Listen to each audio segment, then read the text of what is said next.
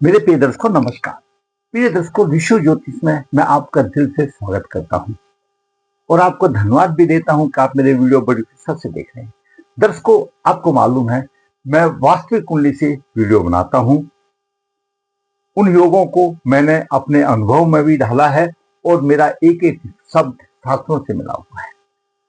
वह कुंडली आपकी भी हो सकती है, जो मेरे पास दिखाने आया जो लिखा उसकी भी हो सकती है, किसी की भी हो सकती है। अधिकतर मैं वास्तविक कुंडली से वीडियो बनाता हूं। जो कमेंट बॉक्स में लिख देते हैं तो उनका टर्न आने पर भी मैं उसका वीडियो बनाता हूं। दर्शकों, आज का कॉन्सेप्ट है, आज का विषय है अस्त ग्रह क्या अपना प्रभाव देते हैं। अस्त ग्रह कौन से होते हैं? ब्रह्मांड में प्रमुख 7 ग्रह हैं और सूर्य राजा है। जब सूर्य के नजदीक चंद्रमा, मंगल, बुध, गुरु, शुक्र, शनि आदि कोई भी जब उसकी परिधि में सूर्य के नजदीक आता है तो उसकी चमक फीकी पड़ जाती है, विकल अवस्था में हो जाता है। और ऐसा माना गया है कि वह ग्रह प्रभाव देने में पूर्ण रूप से सक्षम नहीं होता। उसकी डिग्रियां सूर्य से कितनी दूरी पर है यह तय करेंगी उसके प्रभाव में। ये तो बात एक कॉन्सेप्ट अलग हो गया। दूसरा कॉन्सेप्ट ये है कि ज्योतिष में जो भी जीवात्मा ऐसा बताया गया जो जन्म लेते हैं, जो प्राणी जन्म लेते हैं, वो पूर्व जन्म के कर्मों के आधार पर उनकी कुंडली की रचना बनती है। अस्त ग्रह का मतलब हो गया उसके प्रभाव को कहीं ना कहीं कम करना। इसमें सूर्य राजा है और शनि न्याय का देवता है और राहु पितामह है। इनका प्रबल योग होता है उसके शुभ फलों में कमी करना, उसके कर्म के आधार पर उसको फल देना इस जन्म में। ये एक आम बात है। परंतु अस्त ग्रह को आप इस तरह से देखिए, इस लॉजिक से देखिए कि ये 12 भाव हैं। सूर्य के 2 पोर्टफोलियो, 2 है सूर्य के पोर्टफोलियो। एक तो सूर्य ग्रहों का राजा है, दूसरा सिंह राशि का स्वामी है। आपकी कुंडली में 1 से लेकर 12 भाव तक कहां पर सिंह राशि है, यहां हो सकती है, यहां हो सकती है, यहां हो सकती है, कहीं पर भी सिंह राशि हो सकती है, उसका स्वामी सूर्य है। अब सूर्य किस भाव का स्वामी है और किस भाव में है और जो ग्रह अस्त हो रहा है वो कौन से भाव का स्वामी है, ये जानना बहुत महत्वपूर्ण है।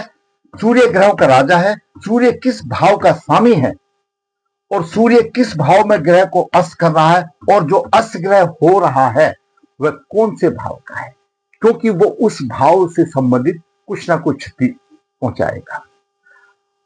ये जरूरी नहीं है कि कोई भी ग्रह अस्त हो और वह अशुभ फल दे।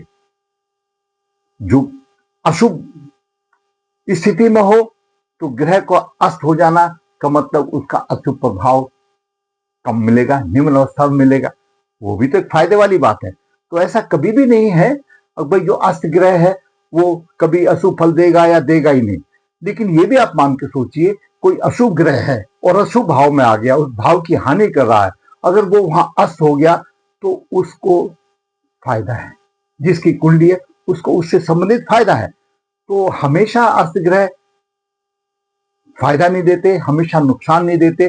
तो देखना पड़ता है कि सूर्य ग्रहों का राजा, वो तो एक राजा है ही, और आपकी कुंडली में किस भाव का स्वामी है और वो किस भाव में है सूर्य, और जो अस्त हो रहा है ग्रह वह किन भावों से संबंधित है। हो सकता है उसका अस्त होना आपको कहीं ना कहीं कुछ फायदा भी हो, थोड़ा बहुत नुकसान दे करके उसका ज्यादा फायदा भी हो सकता है। तो वो हम कुंडली में देखेंगे क्या है। तो मेरे पास जो कुंडली आई है उसमें 3 ग्रह अस्त हैं। बुध भी अस्त है, शुक्र भी अस्त है, मंगल भी अस्त है। तो ऐसी कोई बिल्ली कुंडली आती है जिसमें कि सभी ग्रह अस्त हों, तो 3 ग्रह अस्त है। उनके संबंधित हम अभी इस पर विचार करेंगे। आपको मेरा व्यक्तित्व शास्त्रों का है कहां तक समझ में आता है, आप कमेंट बॉक्स में लिखिए ताकि मेरा मनोबल ऊंचा हो। दर्शकों, चंद्रमा, मंगल, बुध, गुरु, शुक्र, शनि अस्त हो तो क्या प्रभाव देंगे? यही ग्रह अस्त हो सकते हैं। राहु केतु कभी अस्त नहीं होते। शनि के लिए भी हमारे विद्वानों के दो मत हैं, क्योंकि अस्त करने वाला ग्रह सूर्य है और शनि उसका पुत्र है, तो पुत्र को कभी अस्त नहीं करेगा। चलो उस बात को छोड़ दो, उस चर्चा पे अननेसेसरी वीडियो की ज्यादा वो ना करें। बात हमारा कॉन्सेप्ट है अस्त का। जो संबंधित कुंडली है उसमें और भी शुभ अशुभ योग हैं, उसके बाद में आपको दूसरे वीडियो में बताएंगे। आज हम बात करेंगे सिर्फ अस्त ग्रह। आप अपनी कुंडलियों में इसी लॉजिक से आप देख सकते हैं। जातक का जन्म 9 अगस्त 1987 कृष्ण पर एक धनिष्ठा चरण 1 रविवार को हुआ। धनिष्ठा चरण 1 अपने आप में बलवान नक्षत्र है। इस नक्षत्र में जो पैदा होते हैं, यह उन 5 नक्षत्रों में से है जो कि बुद्धिमान होते हैं और किसी भी परिस्थिति में अपने आप को ढाल सकते हैं और कभी हार नहीं मानते हैं। जन्म के समय पर कुंभ लगन उद्वास 14 डिग्री लाभ और द्वितीय भाव में राहु 11 डिग्री और गुरु 5 डिग्री 52 मिनट है। छठे भाव में कर्क राशि में बुध 11 डिग्री 30 मिनट लेकर के अस्त है। शुक्र 19 डिग्री 20 मिनट 2 मिनट लेकर के अस्त है। सूर्य 22 डिग्री है 47 मिनट और मंगल 27-54 है। तो यहां पर बुध और शुक्र और मंगल ये दर्शकों अस्त हैं। ये बुध भी अस्त है, शुक्र भी अस्त है और मंगल भी अस्त है, और मंगल नीच राशि में है। ये 3 ग्रह अस्त हैं और छठे भाव में है। मैंने आपको बताया था कि सूर्य ग्रहों का राजा है। सूर्य किस भाव का स्वामी है? सूर्य सप्तम भाव का स्वामी है। सप्तम भाव का स्वामी सूर्य है और छठे भाव में है। जीवन साथी का भाव है और जीवन साथी से द्वादश भाव है। जीवन साथी के खर्चे का भाव है ये। और जातक के लिए संघर्ष का भाव है, सेवा का भाव है छठा भाव। रोग शत्रुओं की पहचान कराता है छठा भाव। छठा भाव का अपने आप में महत्व है। तो यहां पर सूर्य प्रतिनिधि कर रहा जीवन साथी का। बुध अस्त है 11:30 डिग्री लेकर के बुध है। सूर्य 22:43 है 22:47 है 22:47 जो 11 डिग्री 17 अंश है। जस्ट उदय होने वाला है तो उसको अस्त नहीं माना जाएगा, अपना पूरा फल देगा, उसमें कोई बात नहीं। वो जस्ट उदय होने वाला है, प्रफुल्लित होने वाला है और फिर होकर के वो देगा। एक खुशी होगी, जिस तरह से कैदी जेल से निकलता है ना, खुश होता है, तो अस्त से वो बाहर निकलने वाला है, अपना पूरा फल देगा, उसमें कोई दो राय की बात नहीं है। और बुध पंचम भाव का स्वामी है और अष्टम भाव का स्वामी है। अब बात करें सूर्य की 42 मिनट है, शुक्र 19 डिग्री 2 मिनट लेकर के, तो 3 डिग्री 27 मिनट की दूरी पर है। अगर नवास में हम इसको देखेंगे तो नवास में बुध सूर्य से 4 भाव पीछे होगा, चौथे भाव में हो, और शुक्र 1 भाव पीछे होगा, तो शुक्र प्रभाव देने में असफल है। बुध प्रभाव देगा, शुक्र प्रभाव देने में असफल है। आगे बात करें मंगल की, मंगल 27 डिग्री, सूर्य 22 डिग्री, 5 डिग्री का अंतर तीसरे भाव में होगा। लिटिल बिट थोड़ा सा असर देगा, नहीं तो वो भी ना के बराबर ही होगा, तो अस्त है वो। अब देखिए दर्शकों क्या है, अस्त करने वाला सप्तमेश है। अगर आप उसी चीज को दूसरे सेंस में सोचिए कि शुक्र चतुर्थ भाव का स्वामी, 9 भाव का स्वामी अस्त हो गया और जल तत्व राशि में है, और शुक्र जब जल तत्व राशि में होता है और बुध कर्क राशि में होता है तो छाती से संबंधित परेशानी दे देता है। छाती से संबंधित परेशानी देता है। कर्क राशि पर आपका बुध का प्रभाव हो और शुक्र भी हो तो छाती से संबंधित परेशानी देगा। तो यहां पर भाग्य की थोड़ी सी हानि तो होती है, और दूसरा ग्रह कोई प्रफुल्लित दे देगा, जैसे गुरु देख रहा है, भाग्य का कारक ग्रह है तो कहीं ना कहीं जाग देगा, तो कारक तो है, तो भाग्य की हानि तो होती है अस्त होने से, लेकिन छाती संबंधित रोगों में उसको प्रॉब्लम नहीं आएगी। और कौन अस्त कर रहा है? उसकी पत्नी अस्त कर रही है। जहां पर इस तरह से आप समझिए, अब उसको कर्क राशि में है, छाती संबंधित रोगों में उसको परेशानी नहीं आएगी, साधारण होकर रह जाएगा, असाध्य नहीं होगा। दूसरी तरफ बात करें तो मंगल नीच राशि में है, मंगल भी नीच राशि में हो गया।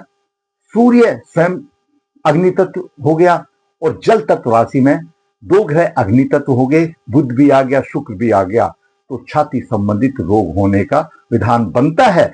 लेकिन सूर्य ने क्योंकि सप्तमे से उस रोग से बचाने के लिए इनको अस्त कर दिया पूर्व जन्म के कर्मों के आधार पर कि उसको उसके पति का स्वास्थ्य अच्छा चाहिए। आप इस नजरिए से सोचिए, अस्त कर दिया। भाग्य तो दे रहा है, गुरु कारक है तो कुछ ना कुछ देगा भाग्य। और यहां पर सूर्य छठे भाव में आ गया, मंगल तीसरे भाव का है, दसम भाव का सामने है, तो परेशानी तो आएगी। वहां लगने से कोई बात नहीं, दिक्कत तो है, व्यवसाय में भी दिक्कत आएगी, वो हम अगले वीडियो में आपको बताएंगे, वीडियो लंबा हो जाएगा। तो यहां पर अभी सिर्फ हम अस्त वाली बात लेंगे। लेकिन नीच राशि में आ जाने से उसको अस्त कर देना बेहतर है, ताकि उसका वत्सल अच्छा रहे, उसका पति निरोग रहे, उसका पति असाध योगों से पीड़ित ना हो। क्योंकि चंद्रमा भी सामने अपनी राशि को देख रहा है, चंद्रमा भी देख रहा है कृष्ण पर एक का पूर्णिमा के बाद का, तो उससे जातक के जीवन साथी ने इन ग्रह को अस्त करके जातक के वक्षस्थल को कहीं ना कहीं किसी तरह से बचाने की बात सोची है, और वो बिल्कुल एकदम सही है। तो यहां पर अस्त होने से वो ठीक है, शुक्र भौतिक सुखों का दाता है, यानी सारी बातें हैं, सब है, लेकिन उसमें कटौती कर लिया, वो अच्छा रहा, तो ऐसा योग होने से बच जाता है। तो यहां पर ये अस्त होना भी जातक के फेवर में जाता है, यह नकारात्मक प्रभाव ना दे करके सकारात्मक प्रभाव देता है।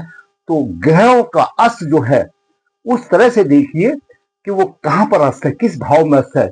यहां पर अस्त है, कर्क राशि में अस्त है, छठे भाव में रोग शत्रु में अस्त है, तो यहां पर उसको अस्त कर दिया, प्रभावहीन कर दिया। अग्नि तत्व और जल तत्व में आ जाने से वक्त शत्रु में परेशानी आती है, तो असाध्य ना होकर के साध्य रोग हो जाएगा। ये उसके जीवन साथी ने बचा लिया। यहां पर आप इस तरह से सोचिए, कोई भी लगन की कुंडली हो, इसी तरह से सोचिए। अब सूर्य किस भाव का स्वामी है, और जो अस्त ग्रह हो रहा वो उसको नेगेटिव दे रहा है या पॉजिटिव प्रभाव दे रहा है, किस भाव में अस्त है, कहां की हानि हो रही है। तो छठे भाव में अस्त होने का मतलब रोगों से दूर रहना। शत्रु, सूर्य अपने आप में शत्रु हंता है, पत्नी उसकी अपने आप में शत्रु हंता है छठे भाव में। छठे भाव में पाप ग्रह शनि केतु मंगल ये अच्छे माने जाते हैं, लेकिन उस राशि का भी देखना है। जब राशि अगर ज्यादा पीड़ित हो जाती है तो ऐसे जातक का स्वास्थ्य कमजोर हो जाता है।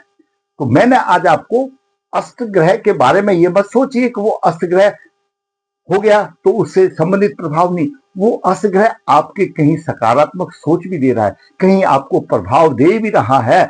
और जातक की आयु अभी 13 और 25-38 साल की हो गई, उसको ऐसी कोई शिकायत नहीं है। क्या इससे पहले दशाएं नहीं आई थी?